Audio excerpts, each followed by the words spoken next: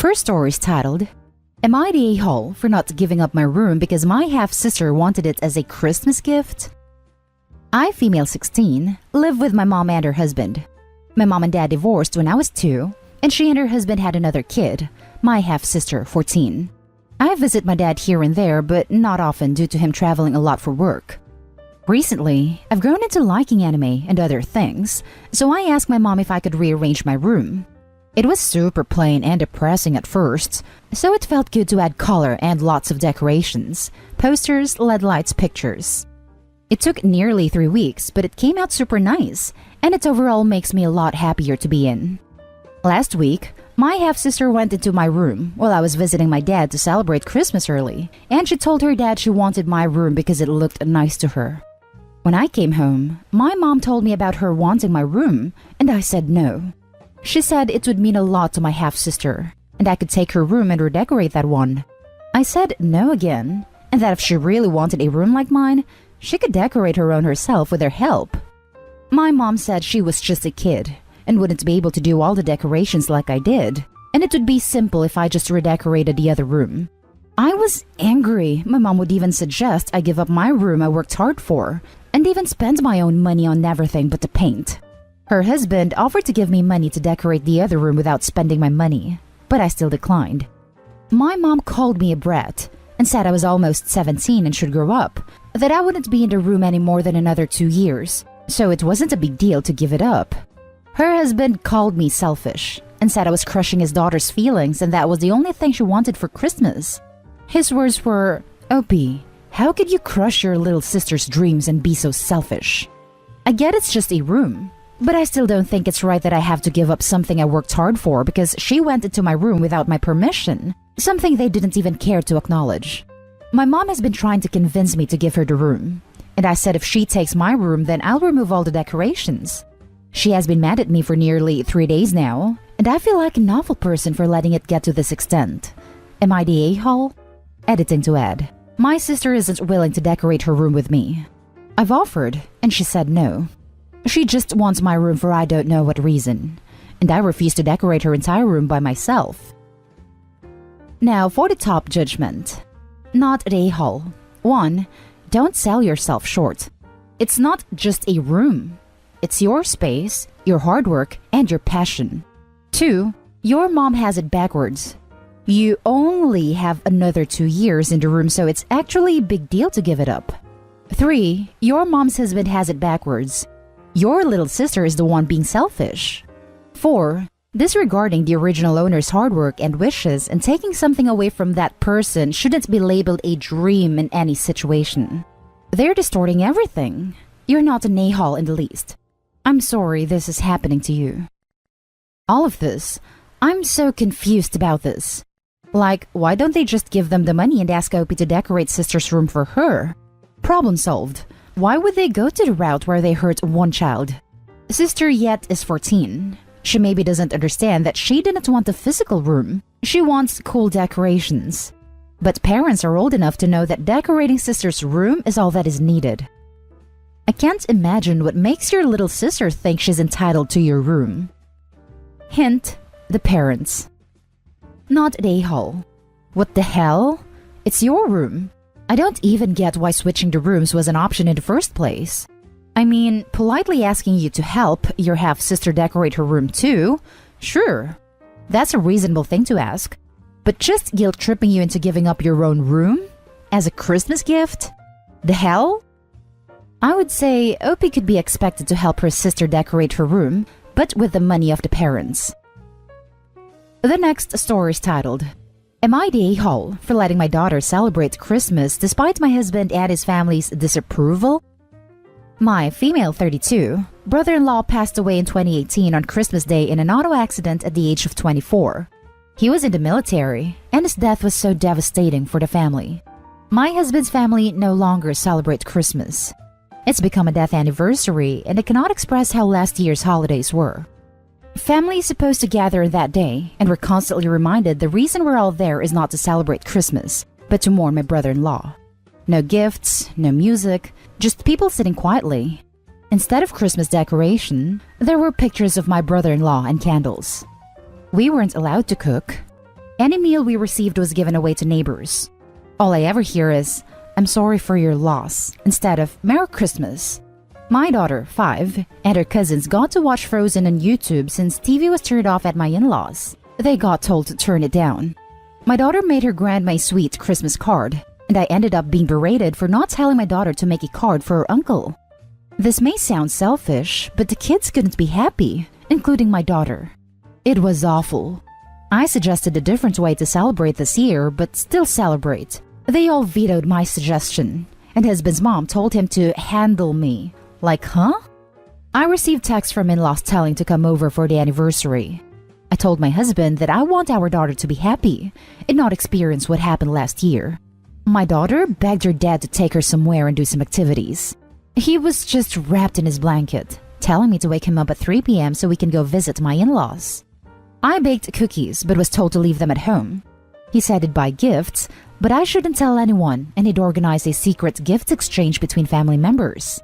We arrived there and it was the same scene from last year. No food or music or gifts. I was upset, so we just had to sit for hours while everyone else enjoyed the holidays. I left with my daughter after my husband argued, saying, "Suck it up, we won't be here next year." And I took her to the restaurant and enjoyed a meal and did some activities together. My mother-in-law started calling me to berate me. When I got home, and there was text from her and my sister-in-law calling me insensitive, cruel, heartless, shameless, etc. I got into an argument with my husband, saying I shouldn't have acted so selfishly and pretended like the family's loss was nothing to me and leave like that. He said that I should have made plans for another day, but I was stubborn. I argued with him that my daughter couldn't even eat at my in-laws, and he kept making excuses for them, telling me that I just ruined his relationship with his family. Now for the top comments. Not day haul. Losing someone on Christmas Day is tough. Of course, it will never be the same again. But turning the day into a week every year won't bring him back. It just robs those still alive of joy. And don't we all need that after this year? There are ways to keep his memory alive while celebrating Christmas. If your parents-in-law prefer mourning that day, they're free to do so. They just shouldn't force it on everybody else, especially children. We're supposed to gather at their house and sit there for hours not doing anything. They can call me selfish, but I felt bad for how my daughter wanted to enjoy the holidays like the other kids, and I was berated, was called names, and they think that I don't care about their pain. It hurts, especially since my husband agreed with them instead of thinking about his daughter. Not day haul. Your kid is very young and deserves to enjoy the magic of Christmas, especially after this year. You're not day haul if you want her to enjoy the holiday. I do understand that the family has suffered a tragic and terrible loss, especially since your brother-in-law was so young, so it's pretty hard to celebrate the holidays, in particular if they coincide with the anniversary. In my opinion, it sounds a bit too much because from the way you describe it, it looks like they're holding a wake. I'm not judging here. Everyone, of course, faces grief differently. But asking little kids not to celebrate Christmas and have a fun day is, in my humble opinion, kinda wrong. I hope you understand what I mean. I don't mean any disrespect. Absolutely. My heart breaks for the other kids, and I wish I was allowed to take them to do some fun activities. But their mother, sister-in-law, is against that. I honestly don't understand why the kids should be robbed of joyful times. They're kids. They deserve to enjoy the holidays just like the other kids. This isn't fair. Now let's read the next story. Am I the a-hole for telling my in-laws to keep their paws off my mother's house? When my 34 female father passed away 6 years ago, we were very well off. So my mom, brothers 29, 26, and I ended up inheriting a lot. My brothers live abroad and didn't want the hassle of dealing with the property, so they signed their shares over to me. After discussing with them, I sold off all the properties except for a 1 BHK in an area that is at the outskirts of the city. That apartment was being occupied by a longtime employee of our family business, and we let them live there for free. With my money and some of the family money, I bought 2 flats, 3 bed, 3 bath, in a really nice building. It's got amazing security, a gym, a terrace garden, and a swimming pool, and is in a really nice location. I took 1 flat and my mom lives in the other. We are really close to our mom, and she's a super chill lady who has been the best mom we could have asked for. Our dad was very controlling and made her miserable, so we are determined to do whatever we can to really let her enjoy her life now. Now the issue. My husband 36 and I have been married for 3 years. He moved into my flat because his parents and brother live in a 2-bedroom flat and we have no space. Plus, my mother-in-law is not a fan of how I'm not subservient to my husband and I'm independent and run my own business. So we felt the space would be better. Now, 2 things have happened. My brother-in-law, 38, has gotten engaged, and our longtime employee has retired and is moving back to his hometown, which means that his flat is going to be empty. I guess husband mentioned it to my brother-in-law, who is now saying that I should move my mother into the 1-bedroom and let them, father-in-law, mother-in-law, brother-in-law, and future sister-in-law, move into my mother's flat. I refused. At most, I could probably let brother-in-law move into the 1-bedroom flat, but he doesn't want it because it's so far away from the city. Well, my mother-in-law and brother-in-law didn't like that I said no, so they went behind my back and asked my mom if she could move. My mom is a sweet lady, and she didn't want me to have issues with the in-laws, so she told me that she would be okay with moving. I was fuming mad, and I told my brothers, and they agreed that they would not want my mom to move. I was going to politely tell them no, but when they came over, I heard my mother-in-law and brother-in-law tell my husband that he was not a man, and how could he not support his family? That I was a controlling witch, and my mom was just a widow and didn't need much in life anyway. She should be grieving and not enjoying luxuries. I lost my cool and yelled at them to keep their paws off my mother's house, and to get out of mine too. My husband agreed that they were really rude and horrid, but also said that I shouldn't have yelled at his mother, and that he was trying to sort this amicably. I was still pissed, and told him I wanted nothing to do with people who spoke about me and my mom this way. So, am I the a-hole for blowing up at my in-laws and then telling my husband I want nothing to do with his family? Some more context because everyone is asking. My mom owns the flat she lives in. It's all in her name. I own the flat husband and I live in. The 1-bedroom flat is also in my name because it's technically company property and I'm the CEO. Not the a-hole. She should be grieving. What the actual hell? Your husband needs to handle his entitled relatives. I agree. They basically went, "You're sad, so this is mine." Not the a-hole. After everything they have done, and from a legal perspective, do not allow any of them into your properties or you will be stuck with them for life. These are opportunistic people, and the fact that they went after your mother goes to show they'll never be anything other than trouble. If I understand this correctly, you are the owner of your mother's house, correct? If so, and if she pushes the issue, tell her if she wants to move, she can, but you will not rent to any other family. You may want to establish a professional relationship with an attorney to make sure you're covered on all ends. So her flat is in her name, but she won't do anything like move out or sign it over to anyone without getting a go-ahead from all 3 of us, me and my brothers. My mom offered to move out because she thought it would make this peaceful, but after my brothers and I told her to stay put, she will not push the issue in any way. Why does this sound so typically DC to me? Not the a-hole OP. I'm Indian and relate hard to the fact that your dad was controlling, so you want to do everything you can to make your mom's life enjoyable. You don't owe your in-laws anything. If brother-in-law wants to be a real man, he can earn and provide for his family and pay his own goddamn rent. And going behind your back was extremely sneaky. Tell your in-laws to back off and do what you have to protect your mom.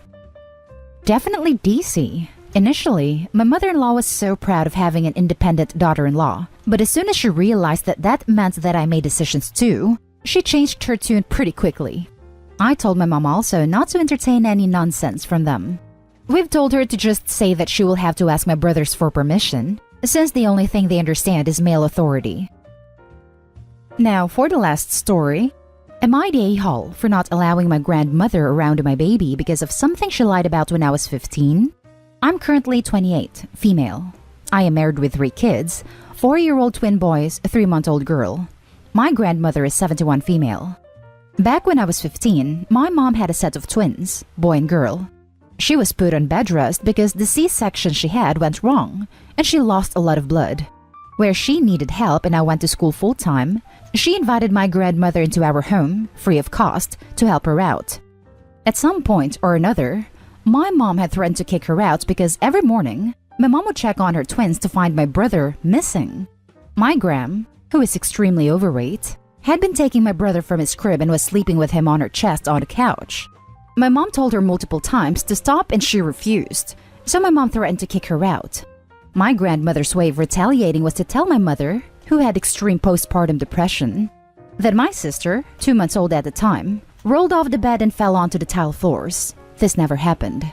This obviously caused extreme panic on my mom's end, which made her spiral because she was already suffering from the postpartum. Because of this, I don't want my grandmother anywhere near my baby. I lived out of state when my twins were born, so she didn't see them until they were 2 years old, and she was never allowed around them alone. However, now that I live in the States and have a baby, she has been harping on me to let her meet my daughter. I kept telling her no, but gave no reason up until last night, when I reminded her that I witnessed her causing my mom unnecessary panic. I would not be allowing her near my child because I'm not going to chance her doing the same thing with me. My grandmother lost it and really tried saying that that scenario never happened and that we made it all up to make her look bad. A lot of the family has also sided with her. She told everyone and says that I need to let things go and stop living in the past. I have been told that I am alienating my grandmother and that I am going to destroy her by not letting her build a bond with my child. Am I the a-hole? Now for the comments. Not the a-hole. That is a huge breach of trust. And the fact that you can't let the past go isn't evidence of you needing to grow up. It's evidence that your grandmother messed up so badly, you are still dealing with this 13 years later. My wife and I have no end of toxic family on both sides, and fully support each other and anyone when it's necessary to go no contact. Contrary to what everyone says, you can choose family. Agree very much with this. OP learned a lesson based on the concrete behaviors. Further gaslighting trying to say OP didn't see what OP remembers seeing reinforces that there's a high chance it'll happen again. All reason says OP is smart. Not the a-hole. You are under no obligation to let her meet your kids. In fact, you'd be doing a disservice to your kids by letting her into their lives, no matter how brief a time. Stay strong and protect your babies. I have been told that I am alienating my grandmother. Just respond, yes, I am, on purpose. Grandma isn't entitled to a relationship with you or your kids. The fact that she won't admit that she did that to her daughter means she isn't willing to take responsibility for her actions. She's still trying to manipulate people, and it's an acceptable behavior, not the a-hole.